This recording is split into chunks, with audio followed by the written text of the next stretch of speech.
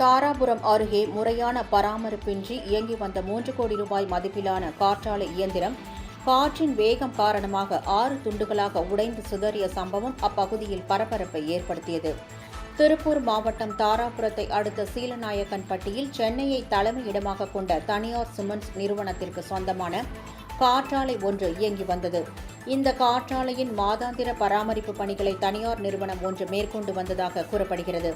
இந்நிலையில் இன்று காலை காற்றின் வேகம் தாழாமல் காற்றாலை அடியோடு முறிந்து கீழே விழுந்து 6 துண்டுகளாக சிதறியது.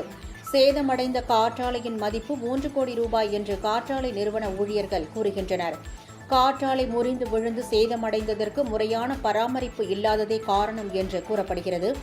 காற்றாலை உடைந்து விழுந்ததில் அதன் அருகே இருந்த மின் கம்பிகளும் காற்றாலை விழுந்த வேகத்தில் துண்டிக்கப்பட்டதால் அப்பகுதியில் மின்தடை ஏற்பட்டது. இதனால் வெங்காயம் பயிர்களுக்கு தண்ணீர் பாய்ச்ச முடியாத நிலை ஏற்பட்டது. மேலும் அப்பகுதியில் உள்ள குடியிருப்பு பகுதிகளிலும் மின்சாரம் தடைப்பட்டதால் பொதுமக்கள் அவதிக்குள்ளாகினர். இச்சம்பவம் அப்பகுதியில் பரபரப்பை ஏற்படுத்தியது.